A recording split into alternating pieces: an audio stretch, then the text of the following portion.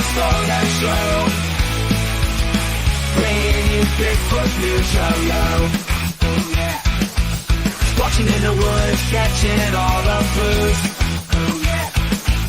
Digging deep to bring you all the news.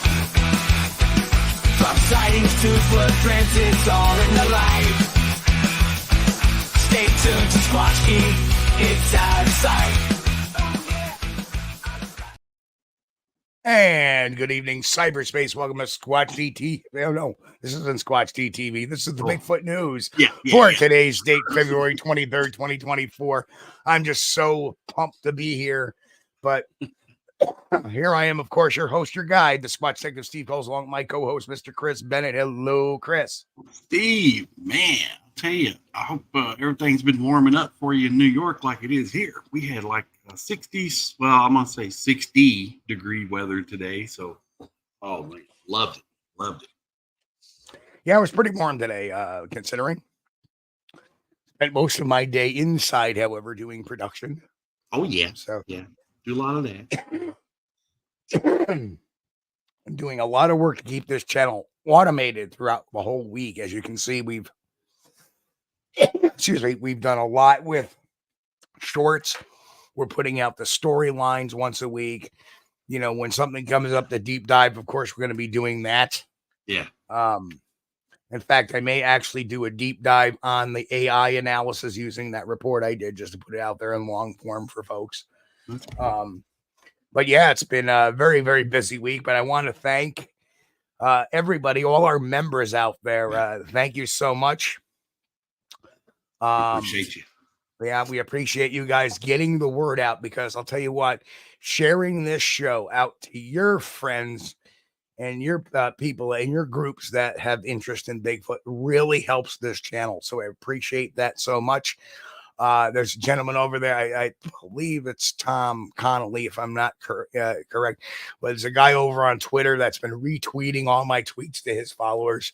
So really, I think Tom Connolly just popped in. Tom. Appreciate it. Good to see I you. believe that. Yeah, I mean, we're just banging away here trying to get the word out about the show, and it's doing really well. So, and to all our new subscribers out there, welcome, and to all our Spotify, iHeartRadio, Audible, Apple for those folks that are listening to this, I know you're listening in your car. You get a chance, you get home, you got to pop on over to the YouTube channel, see the graphics we use, see some of the diagrams we use, see some of the videos and audio and stuff like that. You won't be disappointed there. So, but welcome to all our new listeners to off the Audible platforms as well. And last week, if people had noticed something weird going on with the channels, because YouTube has opened up RSS feeds. So anytime we upload something to Spotify to go on the audio generation loop, we also get an audio generation loop for the YouTube podcast listeners, because there's, believe it or not, there's such a thing called YouTube podcast now. Yeah. And the response to that has been very well. So to all our YouTube podcast listeners, welcome. Yeah, we appreciate you. And I think that's a great idea, because, it pulls the, if you're listening to it on your phone in the car or something other, you don't need the video. You can't watch the video going down the road anyway. Right on. But you can always go check out the YouTube channel. Yeah. It's been a lot of fun, and we got a lot of new people coming in through the doors. So welcome. Anyway, that being said, and the other thing too is I just announced that this coming Wednesday night, we will be doing another members only Squatchdetective seminar, basically using analysis tools in Bigfoot research. I'm going to be going on some of the online tools that I use during my Bigfoot investigations and stuff like that, how we do the deep dives and stuff. For our memberships. And again, membership begins at 99 cents a month. So don't hesitate. Just go back to the channel head page, click that link to join the membership. Yeah. And of course, the first show of the month, we'll be giving away 10 free memberships as well. So yeah, good deal. Yeah, I used to say that the membership would be about the price of a cup of coffee, but no. I just bought Sandy a cup of coffee last night down at the local store. It was like $17. $1.99. Oh, I know you're going to say $17.30. No, Yes. Hello, I would like the skinny latte with oat milk. And can you please give me extra steam on the head? Thank you. No, for our local town here, we don't have a Starbucks. You know, it's not a big surprise, but we do have some pretty decent local coffees. You go into the store, you can get fresh ground. It grounds the beans while it's making the coffee. I mean, awesome. But is it worth $2? You know, personally, being a cheapskate, I don't think so. But is it worth what? $2. Which one? The Starbucks? No. You know, there's a reason why there's the word bucks in Starbucks. Yeah, that's because you're going to shell out some bucks to get a cup of their coffee. Right. But, well, I mean, let's do our roll call, Chris. Oh, yeah. We're off subject. Sorry, guys. We're talking about coffee. Okay. Meanwhile, I'm drinking my Java Monster. Okay. But this is the coffee one. Java Monster. Well, you know, personally, I don't like the taste of coffee. I love the smell of it. I could stand by and smell a pot of coffee all day, but as far as drinking any of it, you have to load it down with sugar and about half a cup of cream before I could even take a sip. Well, folks, nobody said my co-host was perfect. Yeah, that's right. We don't claim to be perfect. Just right. I thought I was wrong once, but I was mistaken. Yeah, that's right. Okay, folks, here's the roll call for today. First in, channel member Jeffrey Strader. Hello, Jeff. Good to see you out there. Good to see you. Jay Charlotte in the house. Relic Hominin is going to catch the show tomorrow. Walter Kroll. Jen, there's Jen. Angel Nolan. Lester Taylor. Lester also said, he goes, hello, everyone in chat. Man, I can't ever be first in here. LOL. Of course, we get Alan Grasshopper. Good to see you, sir. OT in the house. OT? Nikki, how you doing, Nikki? Good to see you here. Welcome. We got Don Gumau Jr., Sasquatch Research Maine. Hello, Don. Good to see you. Channel member. Thank you for all our channel members. Thank you for all you do. Yes, we appreciate it. And then we got Helen, a.k.a. Faster Man, in the house. Arthur Watch. Good to see you, Arthur. Don Fuller. There's Don. Don gave me some great ideas. We're going to be tackling one or two of those. Aaron Renzai. Good to see you, Aaron. You've been commenting up away. Thank you for your comments on the channel. Yeah, appreciate you. And there's Tom Connolly there. Hello, Tom. Brian and Chewy go hiking in the house.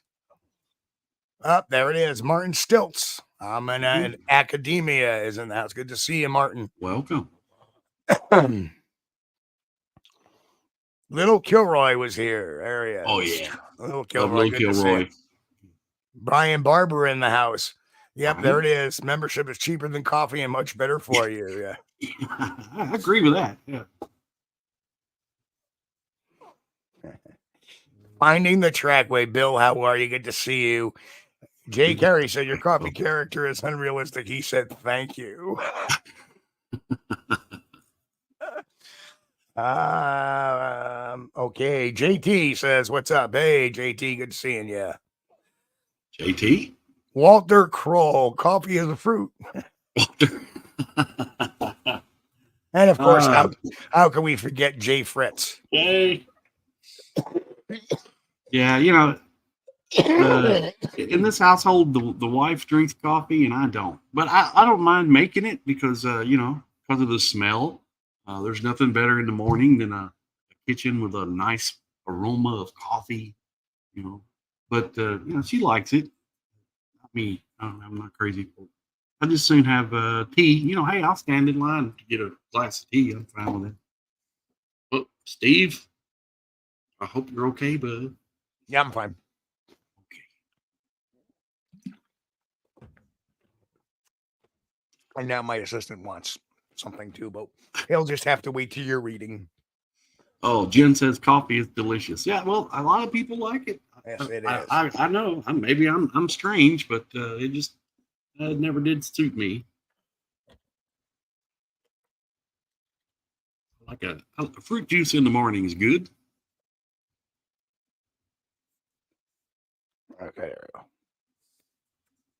Coffee all around for everybody. Anyway.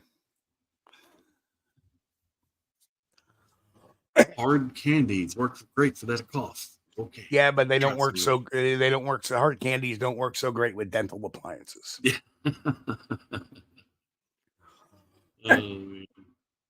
Bigfoot coffee, black or cream and sugar? Nah. Cyberia Visitor says Cafe Bustelo. Yep, that's the instant Italian coffee there. Cappuccino, not cappuccino. Yeah, it's our espresso. Sorry, espresso. Yeah. Good stuff. There was one they used to make or sell locally. Bigfoot coffee, black or cream and sugar. I'm sorry, I use cream and sugar. Or cream, or actually cream and sweetener. However, when it comes to if I don't have cream available, but I have some sugar or what, I will drink coffee black if I'm really desperate for it. Yeah. The French vanilla cappuccino, that's different because that doesn't really taste like coffee. It's like you're getting a sweet tea. Yeah. So anyway, let's get on to our first topic of the night before we let the show go away from us. Okay, which one are we going to do here? We're going to do Sasquatch Sunset. Yeah. All right. Now, that's the one you don't have the article for. No, don't have the article, that one up. But, okay, so this one is Sasquatch Sunset stars Eisenberg, Riley Keough, and comes through Jesse Eisenberg, Riley Keough, and comes through theaters in April. Now my nose is running. The search for Bigfoot is one of those wild concepts that gets tossed around and discussed, but never taken quite seriously. What? I beg to differ with that. Surely Bigfoot, a giant hominid creature called the Sasquatch, doesn't exist. Surely. Well, obviously, this reporter is an idiot. Sorry, I had to put that in there. Surely the idea is just silly, but if he did, he'd come from somewhere. He'd have a family, and maybe that family is still alive. We don't know if that's exactly the idea behind Sasquatch Sunset, the new film from Kamiko, the treasure hunter filmmakers David and Nathan Zellner, but it certainly feels like it. Jesse Eisenberg and Riley Keough star as two members of a Sasquatch family who struggle to survive in an ever-changing world. Search for Bigfoot is one of those wild concepts. I'm sorry, that's a repeat. The film is currently scheduled for a limited release on April 12th and wide release on April 19th. Could this be a sleeper in the race for one of the year's best genre films? We certainly hope so. So here's the thing. I did a little reading on this, and if anybody hasn't seen the trailer, it's quite hysterical, actually. As you can see, it does star Jesse Eisenberg, and in the lower left, there you have it. There is one of the Bigfoot or one of the Sasquatches taking in the beautiful aroma of a skunk. And he's just like, he's really enjoying that. Yes, he's really enjoying that. And then the picture on the lower right, which really got me chuckling, was them all tree knocking. Yeah, that was good. That was good in unison. I mean, it was perfect. So, and there's some more body things that the trailer shows as well, but we're not going to get into it. No. God forbid the YouTube censors, right. But, we don't want to hurt their oversensitive, feelings. So we'll just omit that. From what the articles I read about this one, it says there, and they didn't have any dialogue on the trailer either, but there's no dialogue. It's all, so Squatch activity or whatever. So give that a watch. I think you guys will enjoy that quite a bit. And that was a quick story. But you can find that on YouTube. Just go over and click on Sasquatch Sunset. And we've already gone to the next slide. I don't know why. There we are. Because Moving you know right why? along. You know why? Because I got my hands on the keyboard where my sheets are. And okay, so Chris, the next one is yours. The closest relative of the extinct Bigfoot found. Yeah, that's cool. Now, this was from about November 13th of 2019. I thought it was a great article. It says the massive extinct primate was twice as tall as an adult human. The mythical and elusive Bigfoot is a creature of legend, but for millions of years, the original Bigfoot, a shaggy bipedal ape twice the size of an adult human, roamed the forests of Southeast Asia before going extinct hundreds of thousands of years ago. Scientists are now developing a clearer picture of the giant animal's place on the primate family tree after conducting groundbreaking analysis of proteins in tooth enamel dating to nearly 2 million years ago. Gigantopithecus blacki dwarfed the great apes that live today. It stood around 10 feet, 3 meters tall, and weighed up to 595 pounds or 270 kilograms. But as massive as the okay, say that 5 times fast. As massive as Gigantopithecus was in life, fossils of the hefty primate have been few and hard to find. Thousands of teeth and 4 partial jaws, leaving many questions about the extinct ape's evolutionary lineage and appearance. Genetic analysis of fossils can provide important clues about long extinct animals, but in very old fossils from warm, humid geographic regions, the DNA is usually too degraded to be of much use. For example, in subtropical Asia, where Gigantopithecus lived, I don't know what's wrong with me tonight. The only viable DNA previously obtained came from other animals' fossils that were no more than 10,000 years old, according to a new study published online today, November 13th, in the journal Nature. However, the study authors had recently devised a new method for recovering and reconstructing protein sequences from dental enamel, and they tested this technique on a Gigantopithecus molar dating to 1.9 million years ago. They then compared what they found to a database of protein sequences from great apes alive today. What we observed is the number of differences in the sequences, said lead study author Enrico Capellelli, an associate professor at the University of Copenhagen. Hey, it's Enrico Palazzo. Capellelli. Anyway, we assume that the lower the number of differences, the closer the two species are related, and the later they diverged, Capellelli told Live Science. They found that the extinct Bigfoot isn't a close human relative like chimpanzees and bonobos. Rather, the sequences that most resemble Gigantopithecus proteins belong to modern orangutans, and the giant ape's lineage is thought to have split from its cousins around 12 million to 10 million years ago. The scientists wrote in a study, the success of their method raises intriguing possibilities for investigating protein sequences in other extinct primates from tropical areas, namely extinct species more closely associated with their own evolutionary lineage, Capellelli said. In reconstructions, Gigantopithecus often resembles an oversized orangutan.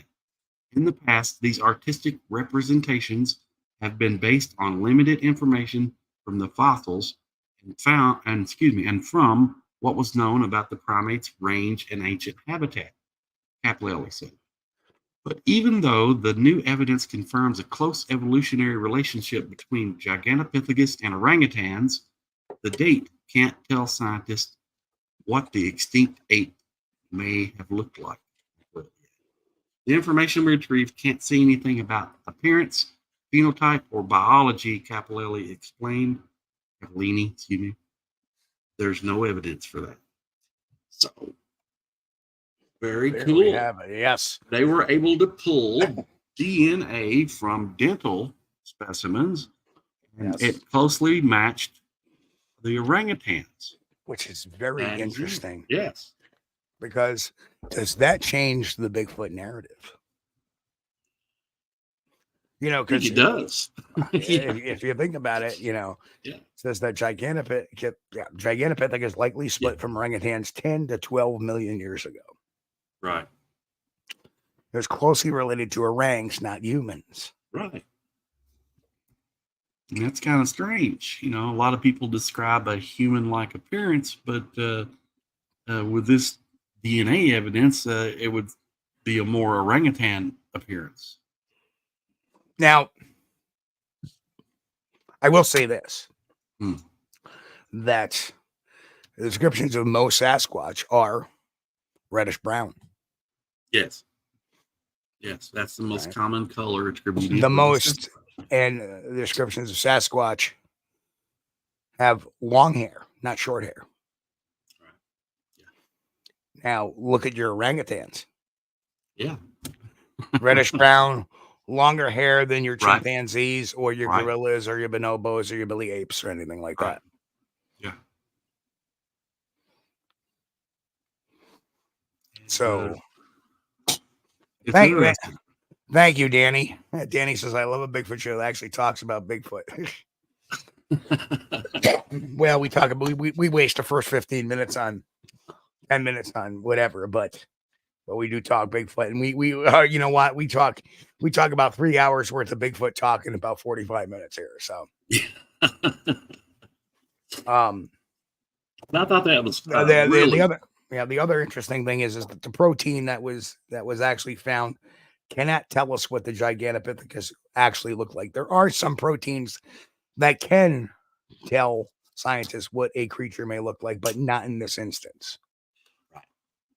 So it's amazing that all these reconstructions have taken place on theorized about how the creature looks and how it walks and everything, based upon its teeth and small sections of jawbone. So that's all we got. Yeah. That's all we got. And you know, why is there no bones?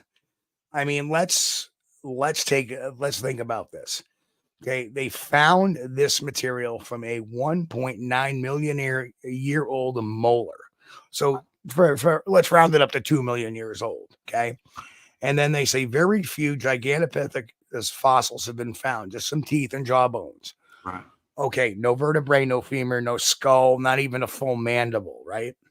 Right. Not a breastbone, not a femur, none of them tarsals or metatarsals. So my point being is that when people say, well, why aren't there any Bigfoot bones? Well, geez, how come in 2 million years we've only found a handful of Gigantopithecus bones? Does that say something about maybe the breakdown of the bone structure in this particular lineage of creature? I don't know. And the theory is that they may have not went completely extinct until roughly around 10,000 years ago. That's a theory. Right. But even so, it's been around for 2 million years, right? Yeah. There should be some bones. Where's the bones? But Show we're me not the body. Not finding that money. Now, a lot of people say also, too, it's the acidity of the jungle that may cause that and yada, yada, yada. But, right. You know, look at the Florida Everglades. Same kind of, that's a tropical climate, believe it or not. The Florida Everglades. You know, United States is one of the very few countries that has all the variances of the planet. We have desert, we have tropical rainforest in the Florida Keys. We have tundra, we have, steppes, we have forests. So we're one of the few countries that has all that.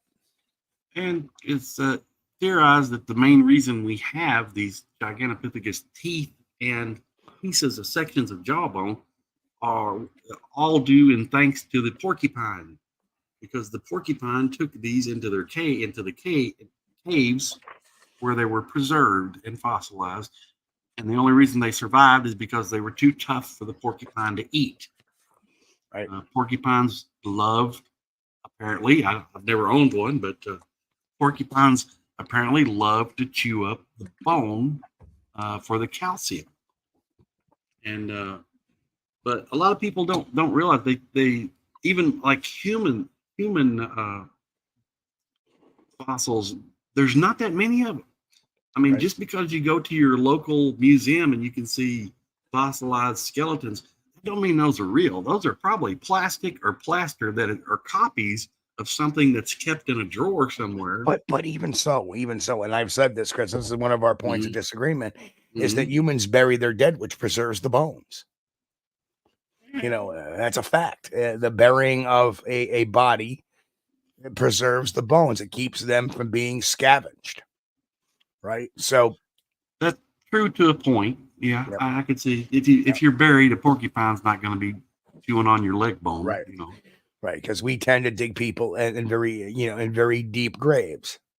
So like us, it's a standard 6 feet, but even a 3 or 4 foot grave, it may just be with the soil on top and whatever, it may just be enough scent masking to fool that raccoon, fool that possum, fool that porcupine to go and try to dig it up. See, that's the thing. Or coyote, or unless we have the fossilization process going on, like you have minerals and stuff leaching into those bones, then they're just going to break down. So, we're not, I'm dinging over here. That shouldn't. And Brian made a comment: is DNA really the no wall to end all? Look at OJ still walking around. But in all fairness, that trial was when DNA was really in its infancy. It was in the 93 that murder occurred. Yeah. Had that happened, 20 years later, he likely would have been nailed. And the problem was with the OJ case was there was a lot of mishandling of evidence, chain of custody with evidence. Right. They had a case where the lead, this is a case study for me. This is how not to do forensic evidence. People ask me all the time, why do I know so much about it? Well, not only did I have a job where me and my boss in another office listened to the trial every day on the radio. Yeah. And we were calling each other back and forth. Oh, what do you think? And we were analyzing it from kind of a legal aspect, not an emotional aspect, right, and from an investigative aspect. And a lot of people don't realize that Phil Van Adder, the lead detective on the case, had a vial of OJ's blood in his shirt pocket. And he was going from crime scene to crime scene. And that's a big no-no. Because that could lead to contamination. You're supposed to look at, right? So that was drops here, a few drops there. Yeah. That was one of the big evidences. And then, of course, they found the drops on OJ's Bronco, but OJ's blood sample had been near the Bronco before it was found. So, where were you during the Bronco chase? During the white Bronco episode? I remember where I was at. Yeah, and you're absolutely right, Brian. Johnny C. and Shapiro couldn't have done it alone. That trial was very interesting. The F. Lee Bailey cross-examination of Furman. F. Lee Bailey was ruthless and great in that. What was his name? The guy that did the Barry Scheck. He was the one who did the DNA and tore down the chain of evidence and all that stuff. So yeah, can you imagine? I remember that. Look at that. So anyway, don't squeeze the juice.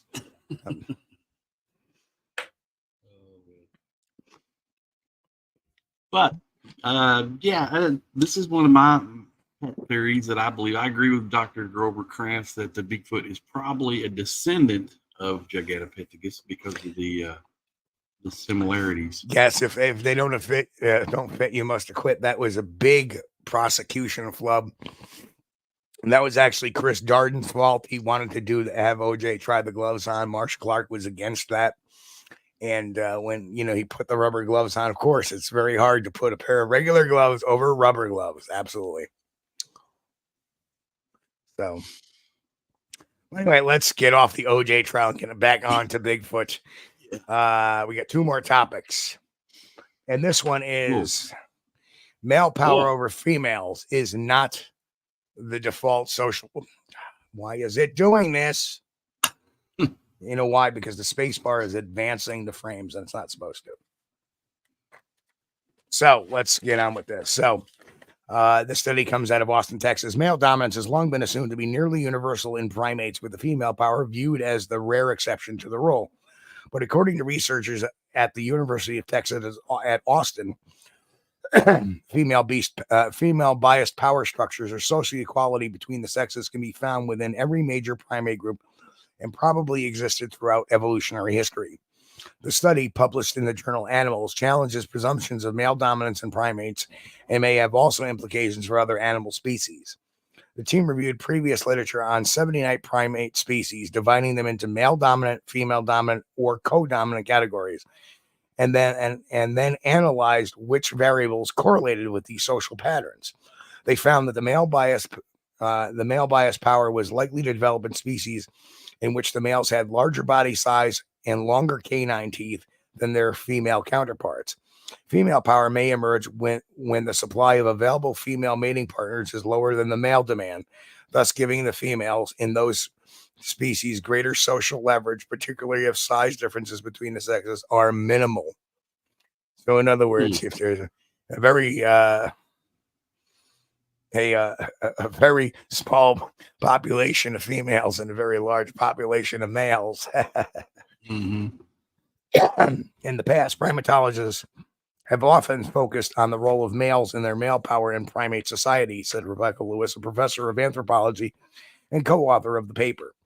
What has sometimes been overlooked is the important role of female power in primate societies. Our work suggests that more economic forms of power might really come to the forefront in primate species in which the males and females are similar in size and in which the females are therefore less readily coerced by males. Among primates, female power structures are commonly seen in lemurs. Previous researchers often tried to explain this occurrence as an anomaly resulting from unique environmental factors. However, the new study calls attention to the presence of female-biased and equal power structures within many additional primate species, such as gibbons in Southeast Asia and marmosets in the Americas. Additionally, the study was able to estimate the probability of male-biased power in ancestral groups of primates. The study that found no particular pattern of intersexual power can be confidently attributed to the ancestors of many major groups of primates, and therefore an assumption of ancestral male-biased power is not warranted.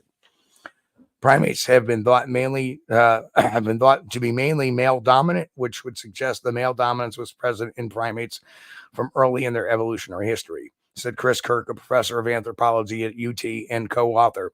If this assumption is correct, then what would need to be explained is the occurrence of female dominant societies and those with greater equality between sexes. However, we show that this assumption of ancestral male bias power in primates isn't necessarily supported by the data. In fact, other types of intersexual power relationships are sufficiently common in primate societies that it's not clear what the ancestral condition might have been. Thus, all types of intersexual power need to be explained, not just the presence of female-biased power. So, well, that's interesting. Yeah. That seemed to suggest that either male dominance or female dominance in the social dynamic would be a cultural thing rather than a genetic thing. Right. It is, but it becomes a cultural thing, especially when the male bias power related to larger size and longer canine teeth. And it's really kind of very interesting to see. Yeah.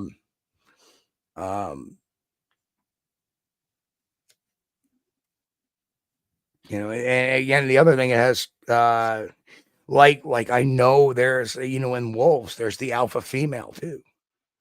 Yeah. There's not only an alpha male, but there's an alpha female. Right. Well, in some animal species, like lions, hey, the male basically just sits around and the females go out, do all the hunting, and they provide. So it's kind of, and you would think that, in the primates, that is interesting. Male power over females is not the default social dynamic in primates. I can see that. Look at the size of a silverback versus a female gorilla. Right. Yeah. That's why they're so male dominant. Look at the size of their canine next to them. Yeah. Yeah. But when the species are similar in size, there's no dominance. No preferred dominance. That's interesting. Yes, but the other thing is too is have you ever seen a male lion head versus a female lion head? Oh yeah. That's why the female caters to him. Yeah. It's not that they're dominating him. They're basically subjugate to him in that particular relationship, but they're so much bigger. So that's very, very interesting. Whereas if you look at like leopards, certain leopard families, it's kind of the male and female are out for themselves. Yeah. Makes a lot of sense. But, and primates are social creatures, regardless whether it's humans or Bigfoot or chimpanzees. They would rather stick around together in a group than be out by their lonesome. Yep. I know there has been arguments made about the lone Bigfoot or the adult male Bigfoot that goes out on his own, but who can say? That's just theory. It's theory. I mean, there's no doubt that there's a wandering male, but are the males dominant in the Bigfoot species, or is it the female? But then again, we noticed that there's a lot of males that are seen 8 feet tall, even 9 feet tall. Yes. Right. Patty was 6'8", considerably smaller. Right. Right. I think dimorphism has a lot to do with maybe they noticed it with the canine teeth, the length of the canine teeth, particularly because of certain. I mean, let's face it, they're looking at a lot of the study was old world monkeys, right? And new world monkeys, lemurs, marmosets, probably tarsiers and the like, and they tend to have very distinct canines, almost like canines. Yeah. Whereas the great apes have more flatter, less. I mean, with the exception of the gorilla, I mean, chimpanzees. Right. I don't know if they have that pronounced, much of a pronounced canines. Not much, no. Or chimpanzee or orangutans don't very much either. Right. And that's the amazing thing too, is that most people that report a Bigfoot don't report large canines. Right. Right. Yeah. They report large teeth, but not large canines. So who knows? Maybe getting back to discussion, you see how the stuff is all interrelated. Yeah. Now we get back to that Gigantopithecus study that maybe a Bigfoot is more related to the orangutan than it is us. Right. Yeah. I can see just that. A thought. Just a thought. Yeah. Just a thought. The pronounced lower jaw and the upper lip, the mug, Yeah. I can see that. And let's face it, what looks more human to you, an orangutan or a chimpanzee? Well, to me, I would think that the chimpanzee would look more human. I think the orangutan has a lot more expressions than a chimpanzee. I don't know. You got to hang out with them, man. I'm telling you. Yeah. Well, think about think about Clyde. Yeah, think about Clyde in Any Which Way You Can. Oh yeah. Right, the faces he made. Right. Exactly. It looks like an old man with red hair. Yeah. Basically. So I don't know. To me, an orangutan kind of looks more like a human than a chimpanzee, because a chimpanzee kind of has that big, gnarly knot in front of its eyes and a flatter nose a bit. So I don't know. I could see how people would attribute human features to something that walks on 2 legs. Well, Danny says people come in many races. Why wouldn't Sasquatch have different races with some with canine teeth, like dog breeds? Well, that's because we have different races, but our anatomy is the same. So, Danny, don't confuse being different races with having different structure. Yeah. Right? African Americans, Asians, Caucasians, and all the other races in between and around the bend. We all have the same hand structure. We all have the same mouth structure. Right. We all have the same nose structure. We still have all the same bones in our nose. They just look a little bit different, or their ears may look a little bit different, or their body structure may be a little bit different, but mechanically it's all the same, right? We don't have a race that has canines. That would mean there would be a DNA change in that person or in that race. So vampires. Yeah, vampires. So But I agree that. Well, There I would may just be- like to say, let me jump in here, Steve, before I forget to say it. I really love this female Bigfoot that you have here. I love that with the cell phone. Look like she's trying to take a selfie or something. Yep. Yep. I love that. That's great. And of course, the male Bigfoot's like, wow. Yeah. That expression. Look at that expression. Hubba. Right. Exactly. That expression. And if you spend some time around primates, I've not spent much time around orangutans other than seeing one in a zoo, but you spend some time around, I spent some time around some chimpanzees, and those guys, they make facial expressions. It just, it's amazing how, of course, being a human, I would like to try to assign human emotion to them, but hilarious. And we got to, unfortunately, I know there's people that feel that, well, Bigfoot's a race of humans, but we know from their foot structure, they're not human. Right. Their foot structure is completely different than our foot structure, meaning there would have to be a difference in DNA, which means they're not straight up humans. The same thing, which would explain, the lack of a neck in all of them, the height, the hair, it's all DNA differences. It's, and it may be slight or maybe a little bit more. But the bottom line is this, is that, again, anthropocentrism, we tend to give human-like qualities to animals. And when they see a Bigfoot, they automatically want to think human because that's just our anthropocentrism. It's built into us.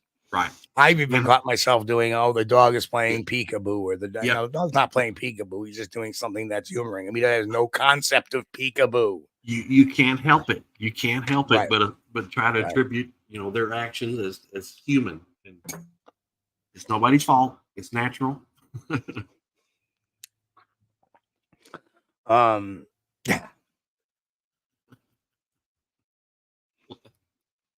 Lester kills me. All right, so you know what? We are going to have a live. We're going to have a taste test someday, because Don is saying Live Wire Mountain Dew is better than Code Red. I don't know. I think I've tasted. I've not tasted both of them. I think I've tasted the Live Wire. Now, is the Live Wire the orange one? I think the live, or no, wait a minute. The Code Red is kind of like reminds you of drinking a cherry soda. Yeah, well, we've got a drink called Big Red around here. It's like bubble gum. Yes, Live Wire is orange. Yes, and I love Live Wire too. Yeah, I love them both equally. So yeah. The only thing is this: my local store only has the 1 liter bottle in Code Red. They don't have 1 liter in Live Wire. Bigger's better. Yep. Code Red is so good it'll make you slap your mama. That's what he said. Anyway, let's get on to our next segment, and that is, well, everybody's probably been waiting for, is the Todd Gatewood update. So let's recap. So we did a show. Actually, I'm going to kick this back for a second. We did a show last week with Brent where we tried to invite Todd Gatewood on. And I'm just going to give you a quick recap of my discussion, because Gatewood was talking with me all day, being really nice, trying to, as he would say, wanting to build bridges. Yeah. But he wouldn't commit to the show. First, he had a commitment to make, and then later on, he said, "Oh, my wife is sick." So I got 2 different excuses not to come on the show. But yet he can do a softball. Well, it's turning out, not from what I'm hearing, it's not turning out to be a softball podcast. But probably he knew where we were coming from. Brent Dill was going to be on. So guess what? No, making every excuse. And, it took him 3 hours. It took him 2 hours to tell me he had a commitment. And then it took him another hour to tell me his wife was sick. So I have no idea what's the truth and what's not. That's unfortunate. Right. That would have been a better show. So I posted the short video on my page, on my Facebook page, not the one about Gatewood, but the one about the silicone tracks. And Gatewood made a statement or something, and he had kind of a slur or an insult towards Meldrum. So what I wrote him basically was, I said, sorry, Todd, I cannot allow you to go on my pages and hurl insults. I had to remove the comment. If you can debate without personal insults, okay. But if not, they will be unfortunately removed. Right. And his immediate response to that was, I would expect nothing less from someone that uses a bully pulpit. It really doesn't matter. Your pages have a dismal audience. Oh, well, really? Dude, we got the best audience ever. I mean, what's Hold wrong on. with this dude? Hold on. So if I have a bully pulpit, then I don't have a dismal audience. So which is it? Do I have a bully pulpit or a dismal audience? Because if you have a bully pulpit, that means you have a big audience to preach to, correct? Yeah. Right. So what is it? A week earlier, and I made a comment on that too. Again, when Crybaby Todd doesn't like what's being said and you don't agree with him 100%, because that's his new nickname for me now is Crybaby Todd.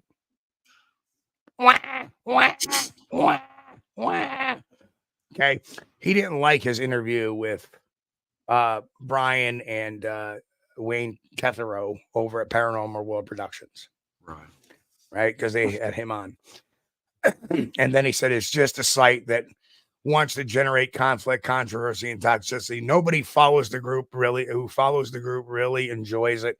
It's why their views and numbers are just insignificantly low. Again, he's going after their number. Okay. They can't even seem to understand this. Raise the bar. Challenge yourself to be positive. What?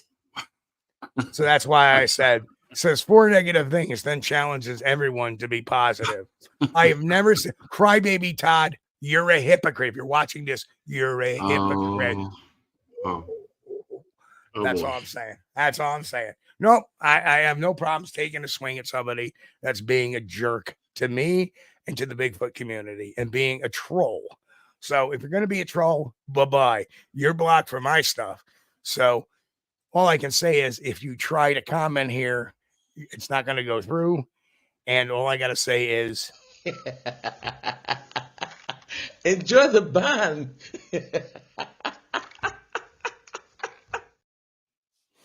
That's what I got to say about Mr. Gatewood. And,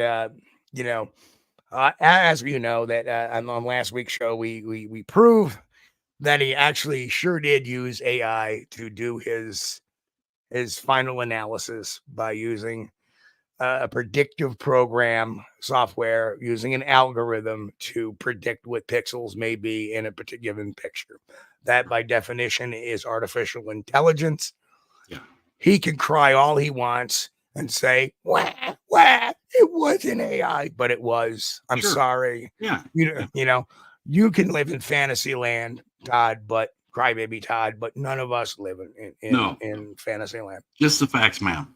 Just if you said, I explained that we need to build bridges and not go on the defense, but you sent people to the show last week that did nothing but go on the defense. Yeah. And try to interdict, and not follow our own program. Basically coming to my house and trying to make their own rules. Sorry, don't buy that, won't. And it just goes to show that birds of a feather may flock together. Well, this reminds me about 25 years ago, I had a conversation with an educator local, and we were discussing this deal about participation awards and giving everyone a trophy for participating and stuff, and what it would lead to later in life. I think we're seeing a lot of that.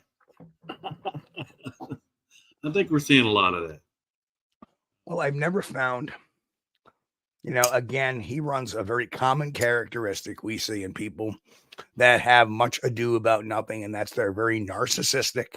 Yeah. They hurl insults. They're very hypocritical. Right.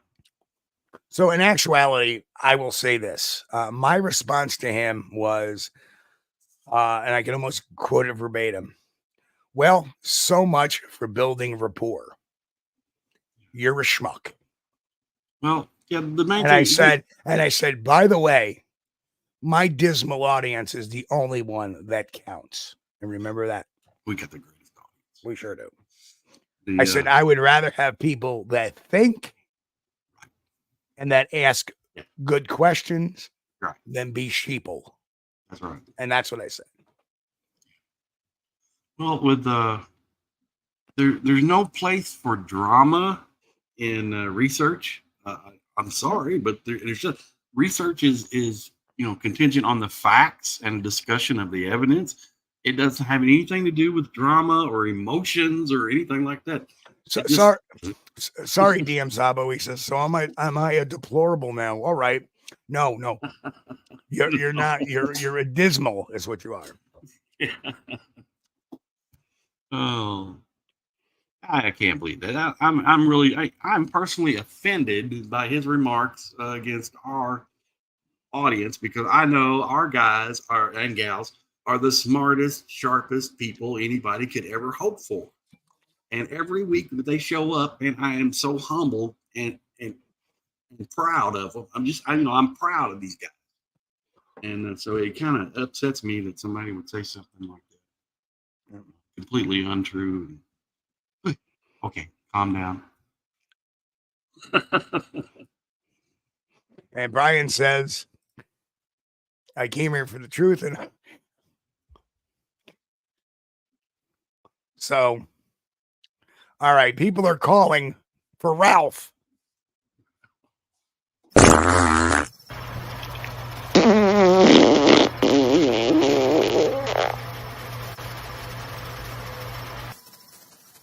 Yes. All right, everybody wants to see Ralph. Ralph's remarks to the Gatewood comments. Yes. Look, even Thank DM you, Ralph. Zabo is like, where's Ralphie? Yeah. Yeah.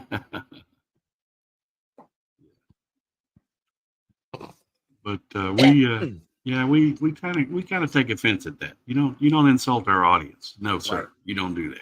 You can insult me if you want to, but don't you be talking about our audience. Yeah, but you know what? You insult me, expect to get a little bit of a bitch. Oh yeah. No offense. Yeah. No offense. I've been, you know what, crybaby Todd, I've been doing this a lot longer than you even thought of Bigfoot. When did you think of Bigfoot? I have no idea. You came out of nowhere. Are you just looking for notoriety, something to do? You're nothing but an interloper. You haven't done your homework. You have no idea what scientific method investigative process is. You're just some schmuck with a computer program. That's all. That's all you are. You're a wannabe, Todd. Wannabe. Yeah. There's my message to Todd.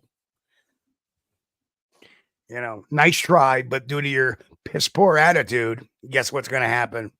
Nothing. Everything I said about, if you have access to this, I take it all back, because you know what? You just plain don't have the character, the moral turpitude, or attitude to do the job right. And you're a hypocrite to boot. And that's what I got to say about that. So, yeah.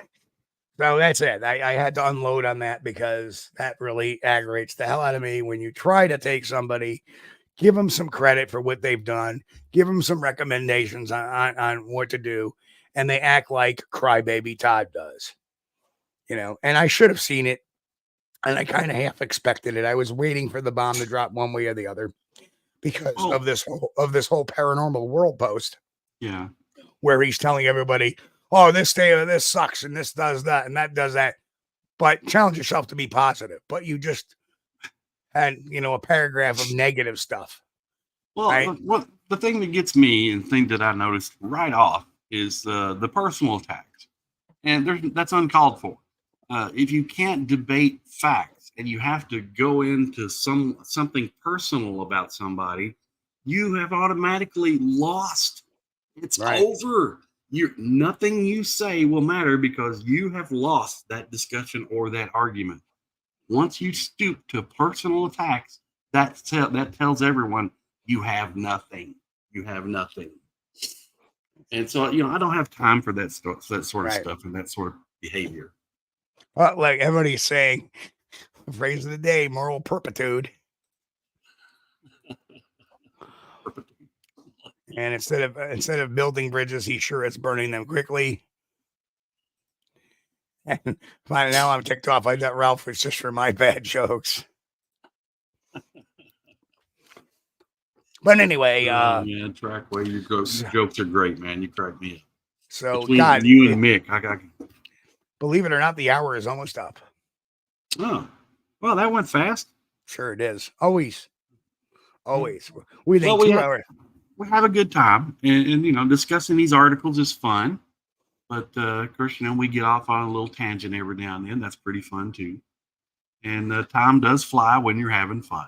It's not just about dig your face into the article and study it and memorize it. No. I love the discussion. And, try to interpret what it means. That Yes, was the big thing about those 2 articles. They were I think the Gigantopithecus one and the other article about the male, female, it's all intertwined.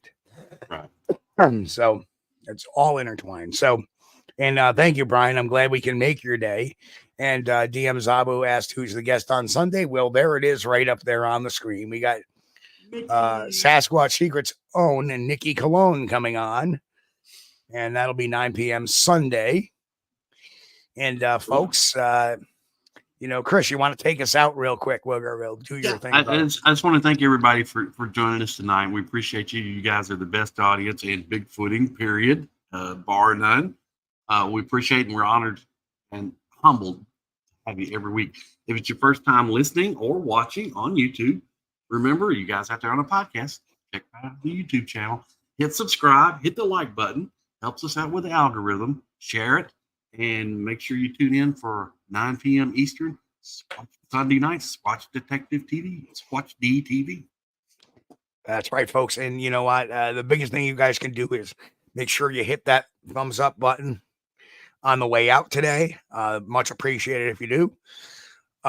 Share this episode. Share it with your friends. Share. That'll get the word out. It'll get the subscriber count up, and it will help this channel. And we are about the truth here. We are about getting facts out, not fiction, not fantasy. So anyway, guys, enjoy your Saturday. Everybody stay safe. Okay, sorry. This had nothing to do with what you posted on your channel when you first came on. What do you mean? We talked about a Todd Gatewood update and Gigantopithecus. Oh, well, we gave you an update on Wolf. So sorry, brother. You don't like it. You can just move on. But there was no false advertising there. No. Nope. I don't understand that. Never mind. Because we discussed everything we said the show was going to be about. And so if you don't know that, you didn't watch. or you didn't, or obviously you were reading something wrong because said we're going to have a Todd Gatewood update. We talk about Bigfoot and power structures, and we talked about Giganto, and we talked about a film. That was what the description said. So, Walter Crow says, watch the replay. But Wolf, man, we did describe it. So if you've come in late, gotta watch the rest of that. It's okay, man. I don't want to. We take a lot of hits from people for no reason at all. So if you're just innocently saying that, we appreciate that. But no, we were pretty much on the point. I tried catching on the replay. Catching on the replay. I always turn around and literally when these sessions get generated, I go in and I edit them to try to make them sound like the most, legitimate. So if something got missed, I get that, but I don't think it did. But Jay Carey said, yeah, they literally pegged everything they said. Stayed on the outline. Thank you very much, Jay Carey. So so Wolf, if I apologize if we came out a little strong there, but we do, because of the nature of our show, sometimes we get people in here that like to just throw that little barb at us for no reason at all, but we stick to the facts. And just the facts. So anyway, just the facts. I mean, we have a little conversation sidebars in between the segments too. So yeah. But anyway, folks, have a great Saturday. We will catch you all here Sunday at 9 p.m. Eastern with our Squatch-D TV episode 150. Bigfoot Strong, One Tough Researcher, and that's Nikki Cologne. So we'll see you all here Sunday, 9 p.m. Eastern. Just this coming Sunday. Everybody, I'm Squatchdetective Steve Kulls. Have a great night. Peace out.